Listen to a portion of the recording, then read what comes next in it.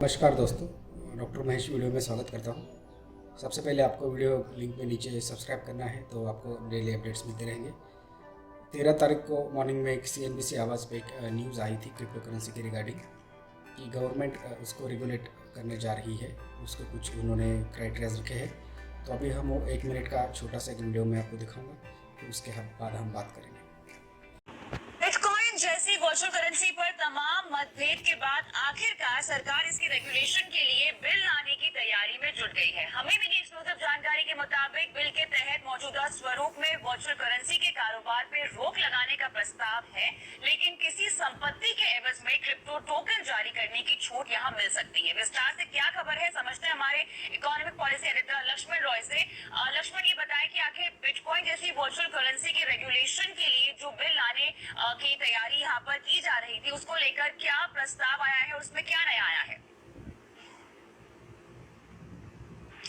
इस बिल में जो प्रावधान किए गए हैं उसको अगर आसान भाषा में समझें तो सीधा सा मतलब ये है कि जो क्रिप्टो करेंसी महज एक काल्पनिक कीमत के आधार पर कारोबार हो रही होगी, यानी जिस क्रिप्टो करेंसी की कीमत महज एक काल्पनिक है, वो पूरी तरह से अवैध माना जाएगा।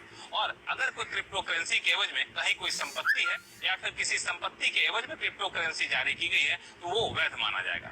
इसका असर ये होगा कि अभी जिस तरीके से बिटकॉइन जैसी वर्चुअल करेंसी में कारोबार हो रहा है वो पूरी तरह से अवैध माना जाएगा, उस पर पूरी तरह से रोक लग जाएगा। ऐसे क्रिप्टो करेंसी का रखना, उसका लेन देन करना, उसके एक्सचेंज पर कारोबार करना सब गैर कानूनी माना जाएगा और ऐसा करने वालों के खिलाफ कड़ी कार्रवाई की जाएगी संबंधित कानून के मुताबिक। दूसरी तरह के क्रिप्टो करेंसी का प्रावधान इस बिल में किया गया है जो वैध होगा। इसको तकनीकी भाषा में क्रिप्टो टोकन का नाम दिया गया है। कहा यह गया है कि अगर किसी संपत्ति के एवज में अगर क्रिप्टो टोकन जारी किया जाता है तो वो वैध माना जाएगा, लेकिन क्रिप्टो टोकन जारी करने वालों को एक खास अथॉरिटी से रजिस्टर्ड होना पड़ेगा, यानी इसके लिए एक अथॉरिटी बनाई जाएगी जिसमें उसे रजिस्टर्ड होना पड़ेगा। इस क्रिप्टो टोकन का कारोबार खास तरह के एक्सचेंज में होगा, उस एक्सचेंज को भी इस अथॉरिटी से रजिस्टर्ड होना पड़ेगा और साथ ही साथ इस समय समय पे इसका रेगुलेशन करने की जिम्मेदारी उस अथॉरिटी की होगी। और एक शर्त यह है कि आप किसी भी तरह का कर्ज लेकर के या फिर क्रेडिट कार्ड के जरिए इस क्रिप्टो टोकन को आप नहीं खरीद सकेंगे। अभी वित्त मंत्रालय ने इस बिल का मसौदा तैयार किया गया है। इस बिल पर अभी संबंधित एजेंसी जैसे income tax, reserve bank, SEBI से सलाह मशविरा किया जाएगा और फिर इस बिल के मसौदे को अंतिम रूप दिया जाएगा, कैबिनेट से मंजूरी ली जाएगी और उसके बाद संसद से इसे पारित कराया जाएगा, फिर ये अमल में आएगा। इस वीडियो में इन्होंने बताया है कि जो भी crypto currencies back by any assets है या प्रॉपर्टी के जिसको बैक है वो आप रेगुलेट करेंगे।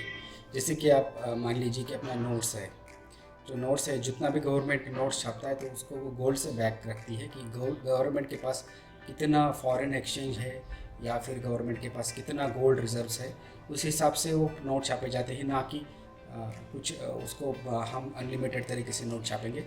तो उस हिसाब से गवर्नमेंट ने कुछ रेगुलेशंस लाने जा रही है इस न्यूज़ के हिसाब से। अभी गवर्नमेंट या किसी अदर गवर्नमेंट अथॉरिटी के द्वारा इसको कोई ऑथोराइज़ नहीं किया गया है। तो बस इस न्यूज़ हिसाब से हम डिस्कस करेंगे कि वो होगा क्या। कि जिस लीजिए कि समझ लीजिए क्रिप्टो करेंसीज है जिसको बैक्स है किसी गवर्नमेंट का या एसेट को, समझ लीजिए नए टोकन्स आ रहे हैं। तो जो टोकन्स आ रहे हैं और गवर्नमेंट वो टोकन्स ला के टोकन्स को आप नए टोकन्स ला रहे हैं तो आपको गवर्नमेंट के रूल्स के हिसाब से उसके लिए कुछ एसेट या प्रॉपर्टी दिखानी पड़ेगी बैकअप करके, उसके बाद ही आप टोकन लॉन्च कर सकते हो। तो उसके कुछ पॉजिटिव एस्पेक्ट भी है, नेगेटिव भी है। तो बिटकॉइन को कोई ऐसा बैक्स नहीं है, कोई ऐसा प्रॉपर्टी एसेट का, उसका बस एक प्राइस है वो वर्ल्ड वाइड। तो ये बहुत मुश्किल चीज़ है कि ये किस तरीके से होगा आप फाइनली रेगुलेट। तो अभी तो ये फाइनल इनिशियल अपडेट्स है बाय न्यूज़ चैनल। तो देखिए, वीडियो को सब्सक्राइब कीजिए, नीचे चैनल को सब्सक्राइब कीजिए, तो फिर आपको आने वाले समय में और अपडेट्स हम लाते रहेंगे। Thank you very much.